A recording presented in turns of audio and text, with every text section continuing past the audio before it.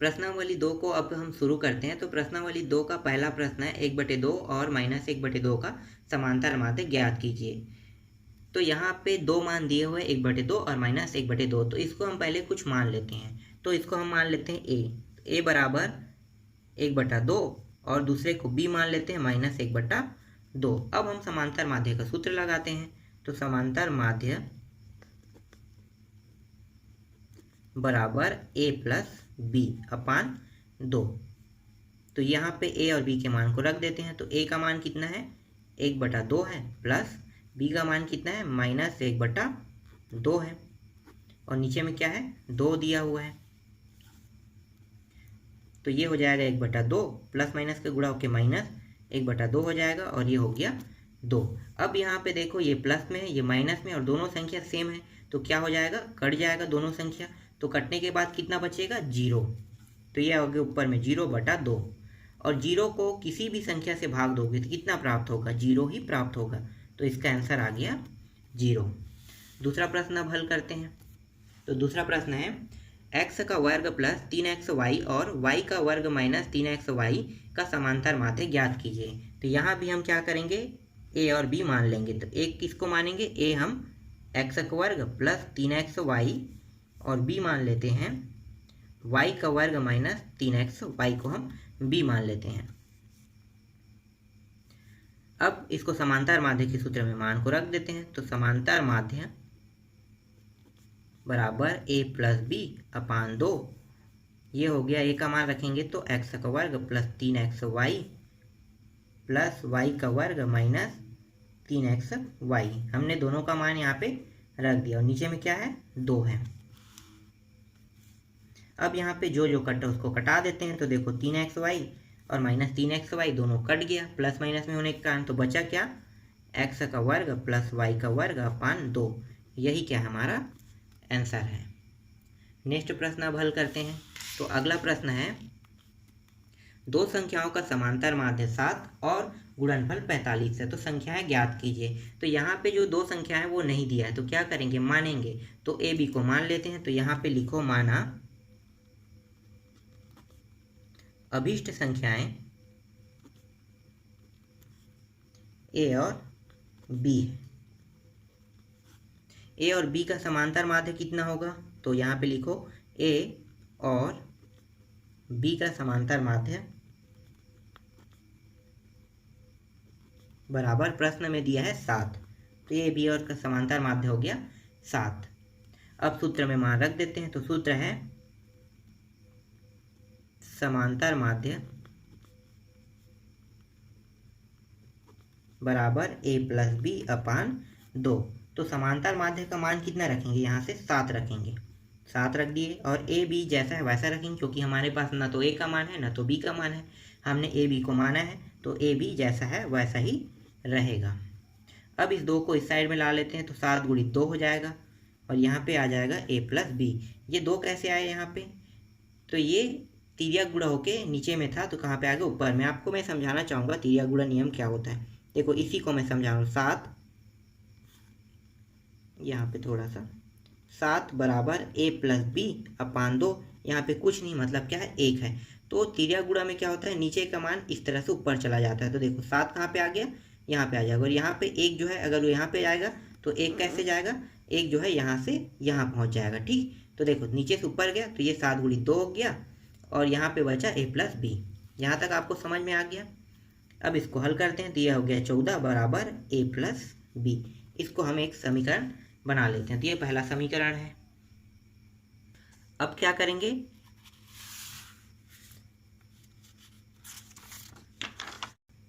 अब हम प्रश्न के हिसाब से फिर चलेंगे। तो प्रश्न में कहा गया है कि दो संख्याओं का गुणनफल 45। तो कौन दो संख्याओं का गुणनफल 45 होगा, तो जो a और b जो है उसका गुणनफल कर देते हैं। तो यहाँ पे लिखो a और b का गुणनफल कितना निकलेगा 45। तो यहाँ पे a इंटू बी बराबर 45। तो यहाँ पे आ गया a इंटू बी का मान 45। अब आगे इससे आगे हल नहीं होगा, तो हम क्या करेंगे, यहाँ पे हल करने के लिए सर्वसमीका का उपयोग करेंगे। ये सर्वसमीका हमेशा उपयोग में आता है। इसी सर्वसमीका से बहुत सारे प्रश्न बनते हैं, और आगे हम इस सर्वसमीका का उपयोग करेंगे। तो आप लोग देख लो कि कॉस की सर्वसमीका का हम यहाँ पे उपयोग कर रहे हैं। तो ये होगा a माइनस बी, ये एक सर्वसमीका है। इसको वर्ग करेंगे तो कितना प्राप्त होगा, a का वर्ग प्लस b का वर्ग माइनस 2ab होगा। अब ये यहाँ पे देखो a का वर्ग है प्लस b का वर्ग है, और जो हमारे पास a प्लस बी, यहाँ पे मैं यहाँ पे लिख देता हूँ समीकरण पहला को, a प्लस बी बराबर जो 14 आया है। तो देखो क्या ये a वर्ग प्लस b वर्ग इसी जैसा दिखाई दे रहा है, नहीं, क्योंकि यहाँ पे वर्ग है यहाँ भी वर्ग है, तो यहाँ पे हम a प्लस बी के मान को नहीं रख सकते। तो क्या करेंगे इसके लिए, तो जो ये वाला जो मान दिया है ना, इसमें हम थोड़ा सा और आगे हल करेंगे। तो यहाँ पे क्या करेंगे, इसके पीछे में माइनस 2ab जोड़ेंगे और प्लस 2ab घटाएंगे, मतलब जोड़ेंगे, दोनों करेंगे।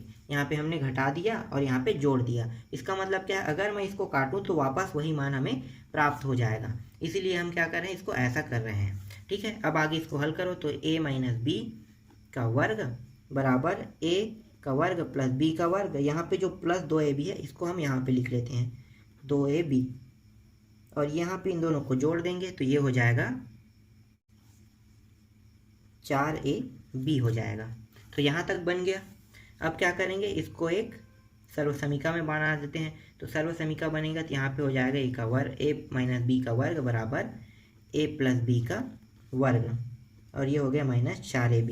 तो अब देखो a प्लस बी अकेला हो गया, और जो लगा है वो तो कोष्टक के बाहर में लगा, मतलब हम इस समीकरण से यहाँ पे मान को अब रख सकते हैं। तो मानों को रख दो, तो ये हो गया a माइनस बी का वर्ग बराबर, यहाँ पे रख देंगे 14 का वर्ग माइनस 4ab का मान कितना रखेंगे 45, तो ये हो गया 45। यहाँ भी इसका भी मान रख दिए, तो ये हो गया a माइनस बी का वर्ग बराबर 14 का वर्ग करेंगे तो 196, और इसको हल करेंगे तो 4 गुणित 45 मतलब 180 हो जाएगा। तो ये a माइनस बी का वर्ग हो गया, और इसको घटा देंगे तो घटाएंगे तो यहाँ पे 16 प्राप्त हो जाएगा। अब हम क्या करेंगे, यहाँ से अगर मैं वर्ग हटाऊंगा तो यहाँ पे लग जाएगा अंडर रूट, तो यहाँ पे हम वर्ग हटा देते हैं और यहाँ पे लग गया 16 पे अंडर रूट। अब 16 जो है वो वर्गमूल से बाहर निकल सकता है, कैसे, 4 गुणित 4, आप इस तरह से जानते हो कि गुणनखंड में करके देख लो। तो 16 4 के पहाड़ा में 4 बार जाएगा, और ये 4 एकम 4, तो देखो जोड़ा बना रहा है, मतलब क्या हो गया 16 जो है 4 के रूप में बाहर आ गया है। तो यहाँ पे लिखो 4 बराबर, इससे बाहर आ गया, और a माइनस बी, इसको हम दे देते हैं दूसरा समीकरण। अब हम क्या करेंगे, पहला और दूसरा समीकरण को घटा देंगे। तो यहाँ पे लिखो समीकरण 1 में समीकरण 2 को घटाने पर, समीकरण 1 क्या है, a प्लस बी है बराबर 14, और समीकरण 2 है a माइनस बी बराबर 4। घटा देते हैं तो चिन्ह में क्या हो जाएगा, परिवर्तन हो जाएगा, प्लस था वो माइनस, माइनस जो है वो प्लस हो गया, ये प्लस माइनस होने के कारण कट गया, ये दोनों प्लस प्लस हो गया, तो ये हो गया 2b, और यहाँ पे आ गया 10।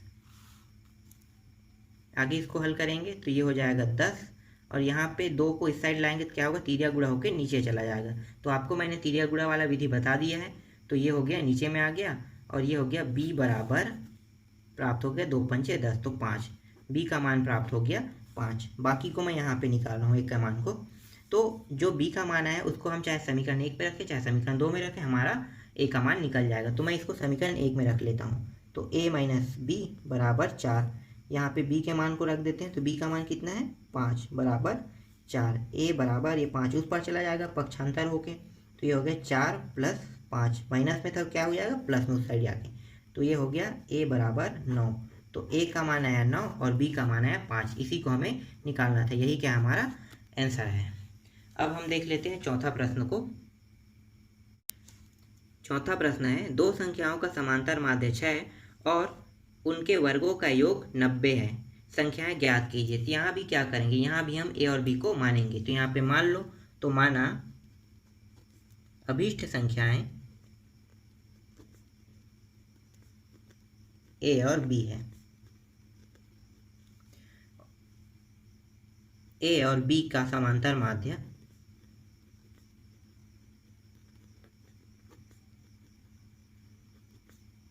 बराबर 6 है। तो समांतर माध्य का सूत्र लगा देते हैं। समांतर माध्य का सूत्र है समांतर माध्य बराबर a प्लस बी अपान 2। तो समांतर माध्य के स्थान पे कितना रखेंगे, देखो यहाँ पे कितना है 6, तो इसको 6 को यहाँ पे रख देते हैं, यहाँ पे a प्लस बी अपान 2। ये जो 2 है वो तिर्यक गुणा होकर कहाँ पे चला जाएगा, यहाँ पे चला जाएगा। आप जानते हो ना तिर्यक गुणा नियम, तो मैंने पहले ही बताया था 6 अगर इस तरह से इसका नीचे कुछ नहीं मतलब 1 है और ये a प्लस बी अपान 2। तो देखो तिर्यक गुणा मतलब यहाँ पे नीचे का मान ऊपर, यहाँ भी नीचे का मान ऊपर चला जाएगा। तो ये 1 का गुणा इसके साथ करेंगे तो यही मान प्राप्त होगा। तो हम क्या करेंगे, सिर्फ इसको बस ऊपर ले जाएंगे। तो ये हो गया 6 गुणित 2 बराबर यहाँ पे बचा क्या, a प्लस बी। तो ये हो गया 6 दूनी 12 बराबर a प्लस बी। और जो ये b है इसको इस पर पक्षांतर कर देते हैं, तो ये हो गया 12 माइनस बी बराबर a। ठीक, तो a इसको हम एक समीकरण नाम दे देते हैं। अब प्रश्न में क्या कहा गया है, फिर पढ़ो प्रश्न को। प्रश्न में कहा गया है कि उनके वर्गों का योग 90 है। किनके वर्गों का योग 90 है कह रहा है। तो यहाँ पे जो a और b है उनके वर्गों का योग 90 है। तो आप a और b को वर्ग करके जोड़ दो। तो a प्लस बी, a का वर्ग प्लस b का वर्ग करके हमने दोनों को वर्ग करके जोड़ दिए। तो यहाँ पे आगे इनके वर्गों का योग 90 प्राप्त हो गया। अब यहाँ पे हम क्या करेंगे, जो यहाँ पे a का मान है इसको यहाँ पे रख देंगे। तो a का मान को रख दो तो कितना है 12 माइनस बी और इसका वर्ग प्लस b का वर्ग बराबर 90।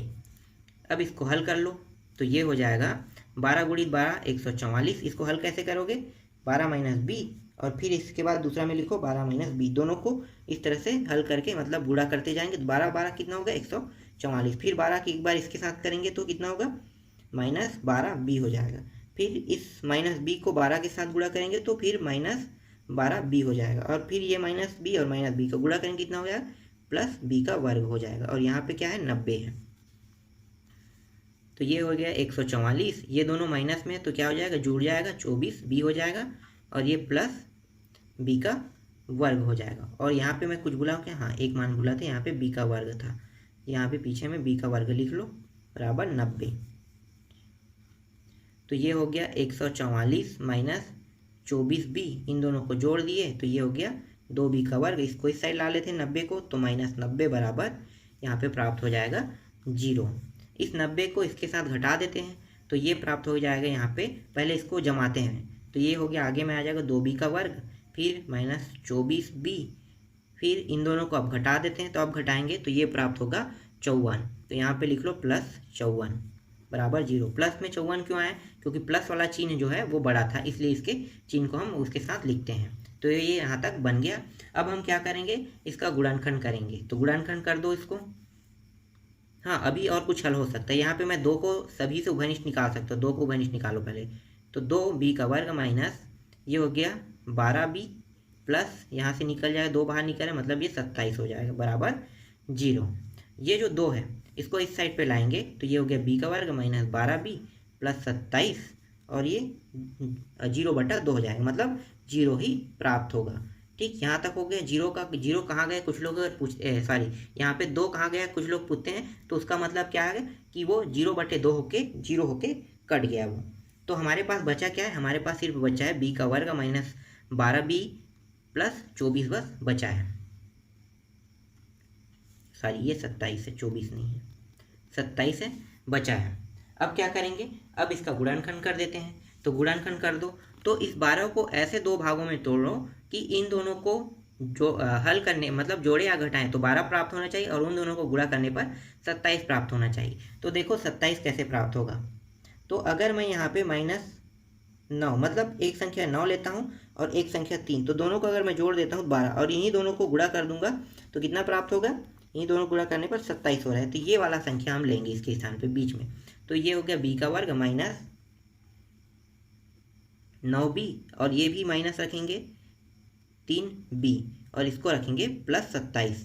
अब इसको मैच कर लो कि अगर मैं इसको वापस हल करूं तो ये मान आ रहा है कि नहीं आ रहा है। तो इससे क्या होगा, जो हमने मान रखा है वो प्रूफ हो जाएगा कि हमने सही मान रखा है। तो देखो इसको जोड़ते हैं तो कितना प्राप्त हो गया, 9b माइनस 3b बराबर -12b आ गया, -12b। ठीक है, जोड़ने पे और इन्हीं दोनों को गुणा कर देंगे।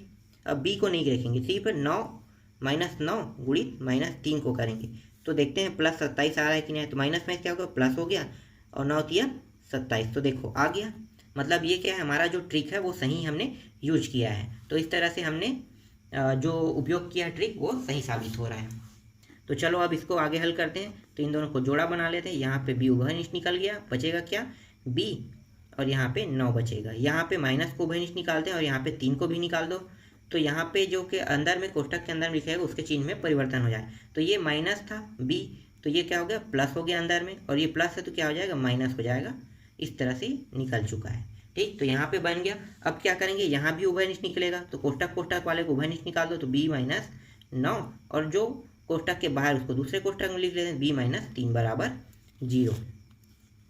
तो यहाँ पे b माइनस 9 बराबर 0 एक बार लेंगे और एक बार b माइनस 3 बराबर 0 लेंगे, तो b बराबर यहाँ पे 9 आ गया और b बराबर यहाँ पे 3 आ गया। यहाँ पे b के 2 मान निकल रहे हैं, तो अब क्या करेंगे, b का जब 2 मान निकल रहा है तो a के भी 2 मान निकलेगा। तो हम क्या करेंगे, समीकरण 1 में इन दोनों मानों को रख देते हैं। एक बार b बराबर 9 रखेंगे, एक बार b बराबर 3 रखेंगे। तो समीकरण 1 क्या है, समीकरण 1 है 12 माइनस b बराबर 1, ये समीकरण 1 है।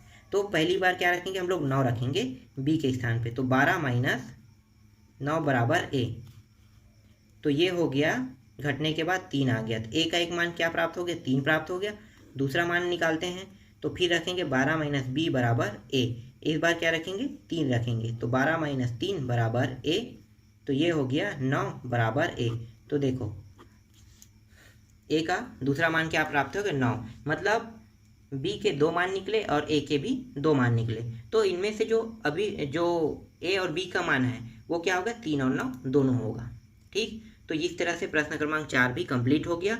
अब आगे बढ़ते हैं अगले प्रश्न की ओर। प्रश्न 5 है, -4 और 10 के बीच 6 पद निवेश करते हुए समांतर श्रेणी का निर्माण कीजिए।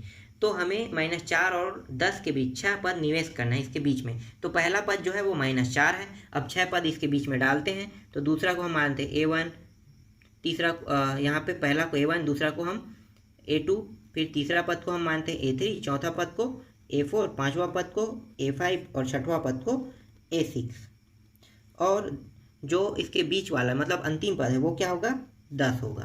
तो देखो यहाँ पे मैंने इन दोनों के बीच में 6 पद निवेश कर दिया, पहला, दूसरा, तीसरा, चौथा, पांचवा, छठवां।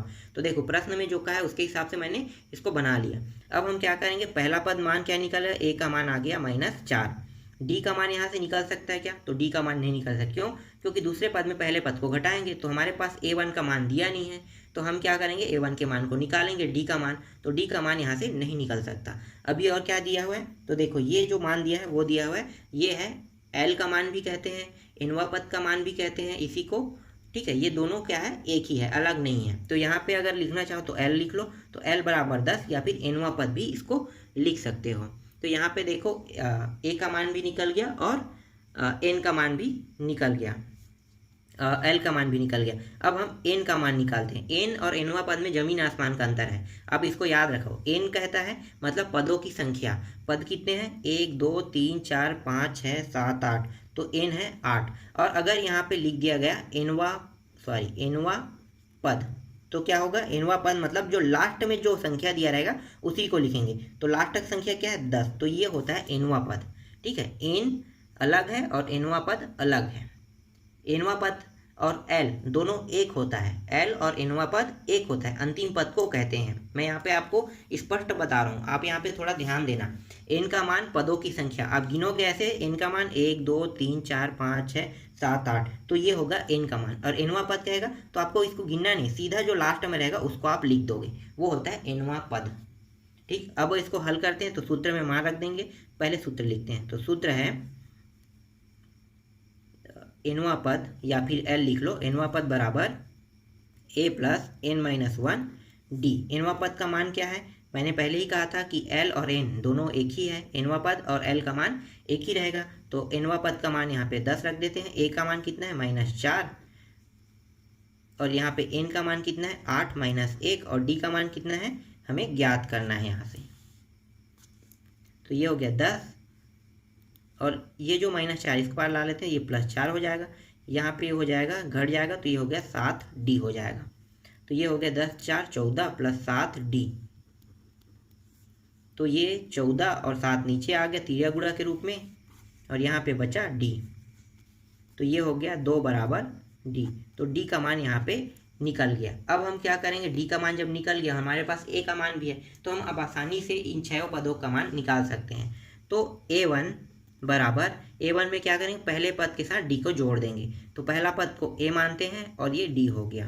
तो A का मान कितना है, -4, और D का मान कितना है, +2। तो ये हो जाएगा टोटल -2 हो जाएगा। उसके बाद A2 का मान निकालते हैं। A2 का मान कैसे निकालते हैं, दो तरीके हैं। दो तरीके कैसे, एक तरीका है A + 2D कर देंगे तो भी निकल जाएगा। चलो इसी तरीके का उपयोग कर रहे हैं। A + 2D कर दो तो A का मान कितना है, -4, और 2 × 2 D का मान कितना है, 2 है। 2 के साथ 2 गुणा कर देंगे, ये हो जाएगा 0। देखो ये 4 हो गया और ये 4 हो गया, कट के कितना हो गया, 0 प्राप्त हो गया। इसी तरह से A3 का निकालते हैं तो A + 3 है, मतलब 3D हो जाएगा ये। तो ये 3D हो गया। ये हो गया -4 और +3 × 2, तो यहाँ पे बचेगा ये 6 है, प्लस में और माइनस में 4, -4 में 6 को घटा देंगे, कितना आएगा, 2 आ जाएगा। तो यहाँ पे तीसरा पद निकल गया। फिर A4 निकाल लो। A4 है A + 4D, जो 4 है यहाँ पे 4D बन गया। तो ये हो गया -4 + 4 × 2 बराबर, ये हो गया 4 दूनी 8। 8 में -4 घटाओ कितना आएगा, 4 आएगा। फिर A5 निकाल लो। तो A5 है A + 5D बराबर -4 + 5 × 2 बराबर, ये हो जाएगा 10 में 4 गया आएगा तो कितना आ जाएगा, 6 आ जाएगा। और ये हो गया A6 बराबर A + 6D बराबर -4 + 6 × 2 बराबर 6 दूनी 12, और में 4 घटाएंगे तो ये प्राप्त होगा 8। तो हमें A1, A2, A3, A4 के मान निकालने, A4, A5, A6 के मान को निकालने के लिए कहा गया था। तो यहाँ पे लिखते हैं, अतः अभीष्ट समांतर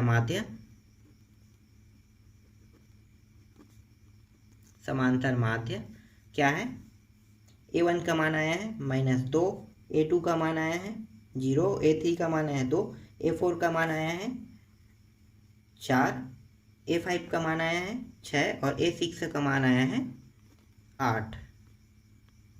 यही क्या है, हमें ज्ञात करना था, ये हमारा आंसर है। बाकी जो प्रश्न बच गया है उसको हम लोग अगले पार्ट में कंप्लीट करेंगे।